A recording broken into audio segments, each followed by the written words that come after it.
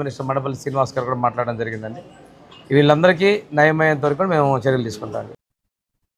విజయనగరం జిల్లా రాజాం నియోజకవర్గంలోని ID factory చక్కెర కర్మాగారంలో 16 మంది సూపర్వైజర్లను తొలగించడంతో కార్మికులు, చెరుకు రైతులు ఆందోళన వ్యక్తం చేస్తున్నారు.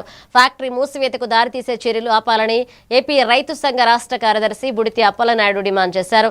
చెరుకు రైతులకు అవసరమైన ఎరువులు, మందులు అందించి పరిశ్రమను కాపాడేందుకు కేంద్ర రాష్ట్ర ప్రభుత్వాలు వెంటనే జోక్యం చేసుకోవాలని ఆయన కోరారు.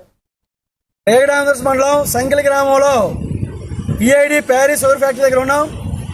ఎందుకంటే షుగర్ ఫ్యాక్టరీ మనుగడ కష్టమవుతుంది, ఫ్యాక్టరీ మూత దిశగా జరుగుతుంది వాళ్ళ చర్యలు అని చెప్పేసి ఇప్పటికే అపోహలు అనేవి కాకుండా వాస్తవాలుగా తెలుస్తున్నాయి. కార్మికులు తగ్గించేశారు, ఫీల్డ్ ఆఫీసర్స్ తగ్గించేశారు, సాగు విస్తరణ పడిపోతుంది. అభివృద్ధి చెంది ఈరోజు పరిశ్రమ ఇబ్బంది అని చెప్పి వాటిని మూసేయాలని చూస్తే చెరుకు రైతుల మీద ఆధారపడి కార్మికులుగా అనేక గ్రామాల నుంచి రైతాంగం, చెరుకు రైతులతో పాటు కూలీలు ఉపాధిని కల్పిస్తున్న పరిశ్రమ ఇది. సంవత్సరం 3,000-4,000 టన్నుల ఎకరాలు ఉండేది, కొత్తగా మొక్కేసేవాళ్ళు. ఈ ఏడాది చూసుకుంటే కేవలం 700 ఎకరాలు మాత్రమే సాగు మొక్కేశారు. అందుకోసం మేము కోరుతున్నది ఒకటే, ఖచ్చితంగా ఎన్ని ఇబ్బందులు ఉన్నా సంఖ్యల షుగర్ ఫ్యాక్టరీని కొనసాగించాలి.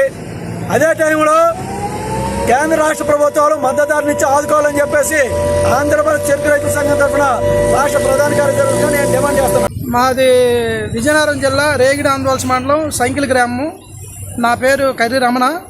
మేము 1997-96 ఆ ప్రాంతాల్లో మా పెద్దలు ఇప్పుడు చాలామంది రైతులు సుమారు 3 విలేజ్లు మాది సంకిలి, దేవుదల, మజ్జినోడిపేట ఈ 3 విలేజ్ల తాలూకు భూములు ఇవ్వడం జరిగింది. ఫ్యాక్టరీలకి కొద్దిగా ప్రోత్సాహం ఇవ్వాలి, ఫ్యాక్టరీలకి ప్రోత్సాహం ఇచ్చి ఫ్యాక్టరీలు నడిపించేటట్లు చేయాలని ఈ విలేజ్ రైతు